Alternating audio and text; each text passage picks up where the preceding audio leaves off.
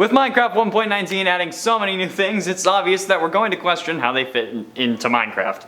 And while not all games need lore, Minecraft certainly has it. That it does. Whether you want to believe it or not, Minecraft does tell a story. And these 1.19 theories help us understand it more. Let's do it. Coming in at number 10, strive to success. The release of the Wild Update Minecraft Java Edition 1.19 release candidate 1 doesn't include any major changes or features, but in fact, there's exactly one fixed bug included in the snapshot changelog. As Mojang Studios has essentially finished polishing the next Minecraft content update, the Minecraft Focus Studios is assured that there aren't any lingering game breaking or serious issues in the Wild Update. Ahead from the addition to one of the best PC games around, as long as there are no more bugs discovered by Mojang Studios or the Minecraft community, this could be the best build released in Minecraft for 1.19. The Wild Update that came out on June 7th, in case you missed it, the release candidate follows the release of the new Minecraft Bedrock Edition preview build and ends to the recent string of the Minecraft Java Edition 1.19 pre-release snapshots. If all goes well, the Wild Update to all Minecraft players with the new biomes, mobs, and gameplay mechanics, fixed bugs, darkness effect, fading in dead screens, causing subtle flashing. Okay? Thank God they're fixing some stuff.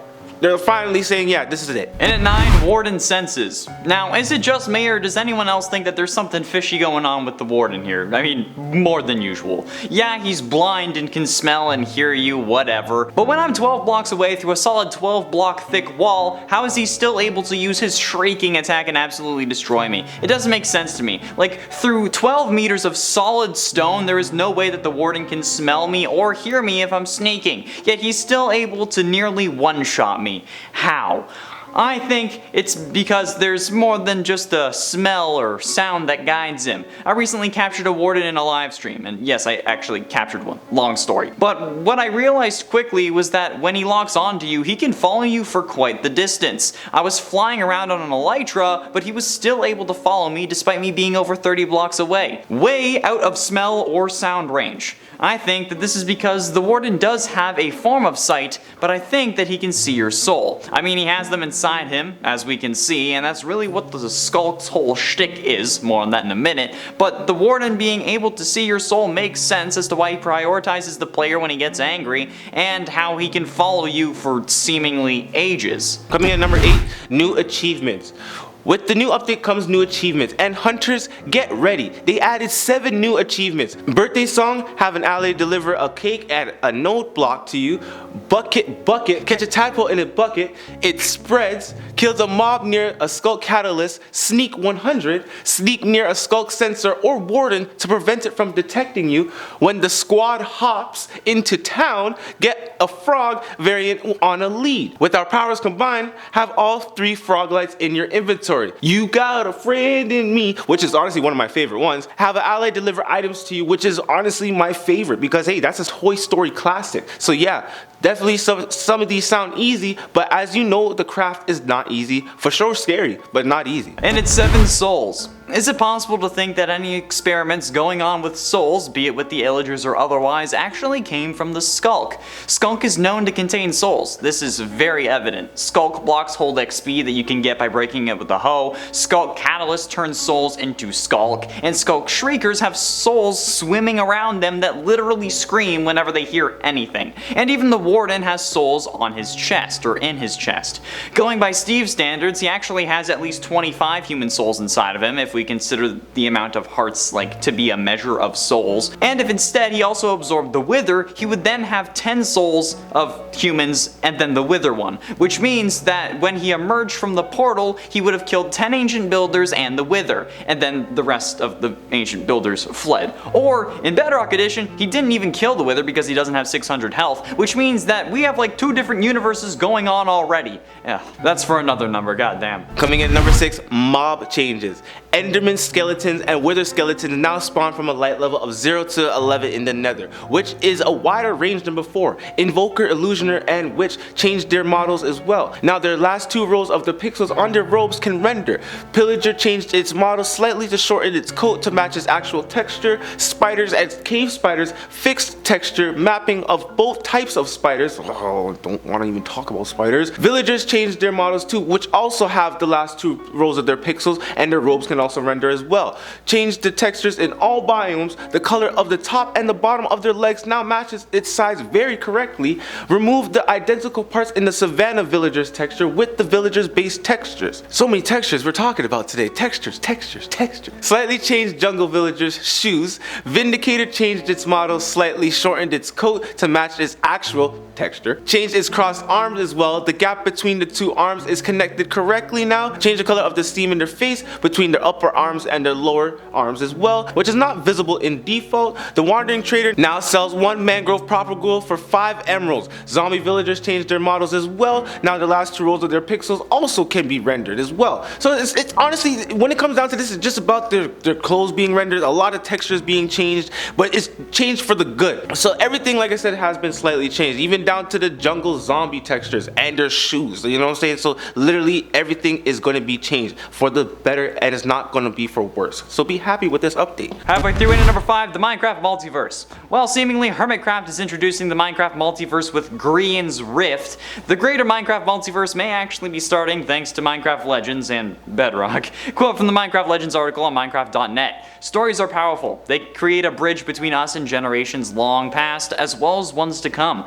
We want to tell you another story about a peaceful coexistence where adventurers did not get chills when hearing hissing, groans, or the clatter of bones. And this is actually backed by the fact that at the beginning of the trailer, there's zombie villagers playing next to normal villagers, not trying to eat them, and there's creepers just having fun in the back. The website also specifically says where adventurers did not, and I read that as never did, even before the piglins actually invaded. So could this be a universe where we're in essence just always in peaceful mode? And add to that the whole Bedrock and Java are different universes thing, because the same seed has different worlds on each version, they have different rules and generation styles, and the whole thing with the Wither and the Warden absorbing souls thing. I feel like we have like quite the No Way Home level conundrum on our hands. I feel like I'm gonna have to get a goatee and go out throughout the multiverse. Coming in number 4, the Warden and the Deep Dark is no joke. For those who prefer foes, don't worry, this update has you covered too. Fresh dangers emerge quite literally from the new biome as we know as the Deep Dark biome. Triggered by the vibrations, and the new Warden mobs are definitely dangerous. Yeah, you do not want to get caught in the Deep Dark biome. It's tough, okay? They emit a chilling screech as they burst from the ground in the overworld to prey on the unsuspecting miners. It is with no hesitation that the Warden earns the title of the scariest Minecraft mob. And if you don't think so, you could just ask Carter, because he says that fast as hell, and he has it as a pet, so hey. And you know, aside from Herobrine, which is my homie of course, but it's so true, okay? Watching Connor capture that, and I literally watched him capture this beast over the 3 long hours, it's painful funny to watch, but honestly, when he got the hot sauce and he rolled the old GG's to the king cheese. In a 3-color delay, we see a couple different colors of Allay in the trailer for Minecraft Legends, a blue one and a gold one. First, I thought that the gold one was an Allay king that I mentioned in another video, but I'm actually not sure that's the case anymore. The possibility of color delay has been in the base Minecraft game since 1.19 was actually released, okay? It was just a rumor that was false.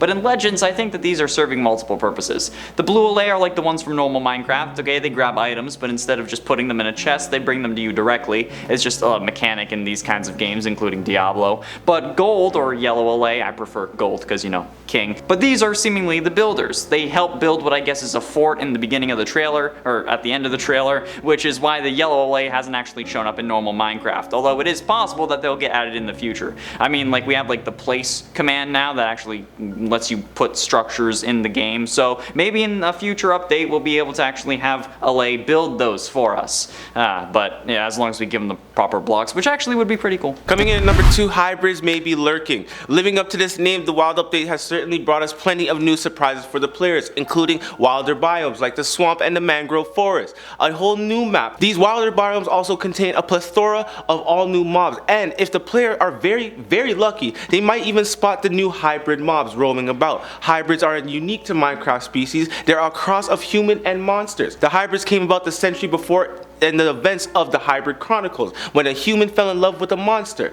A violation of the sacred law, the human was promptly outcasted from his village, so he went to live with his beloved. This triggered many other forbidden formances to the point where the law has passed that any humans in love with monsters were expected to be executed on sight. Meanwhile, hidden away in an uninhabited corner of the planet, those marriages had children. These children had half human and half monster, and one day they would become to permanently close off the whole of Minecraftia that it has dug itself into. Finally, in at number 1, Woodland Mansion Wool. I want to point out an odd detail that I noticed, and I'm not really quite sure of the implications it has. Remember those piles of wool in Woodland Mansions that we assumed was the Illagers trying to rebuild Steve? Well, it's my theory that this was actually never the case. The piles of wool in the actual ancient city, known as Camps 1, 2, and 3, all contain the same wool found in Woodland Mansions, as well as dark oak logs. Now, the fact that these both contain the same color of wool as the Woodland Mansion wool rooms and dark oak wood instantly made me connect these two locations. Obviously, Woodland Mansions were not built by the Illagers, okay? They had to move in at some point after they were abandoned, and given that apparently the ancient city structure is as rare as a Woodland Mansion, there's an even stronger connection there, although I can't confirm that at this time. My thought is that the ancient builders learned of a way to make an end portal, hence the prototype of wool in that one room, but then they wanted to put it low so they could protect it. So they moved to the bottom of the world and made their first portal, which they lit to escape the Wither, and it actually let the Sculk and the Warden through. Then they fled further up, where the Sculk couldn't reach them, and then made the proper portal there, hence the strongholds. Hell, maybe the ancient builders are who made the first Illagers in some sort of weird experiment before actually discovering the portal. That's all the time we have for you today. Hope you enjoyed these theories and have some of your own ideas. Yeah, and that's why we have Dr. Cheese. You gotta champion those who champion you. I am Crafton J. This man is Connor Monroe. The Cheese King. That's 03 on Instagram if you want to follow me. Peace! Coming in at number 10, Thrive to Success. The release of the Wild update, Minecraft. Hold on, sorry. I was gonna make a joke because it said the strive for success. Yeah. So I was gonna go, it's about strive, it's about power, but you didn't. You said something different. Never mind. Just do it. Where do I even start from that? All right.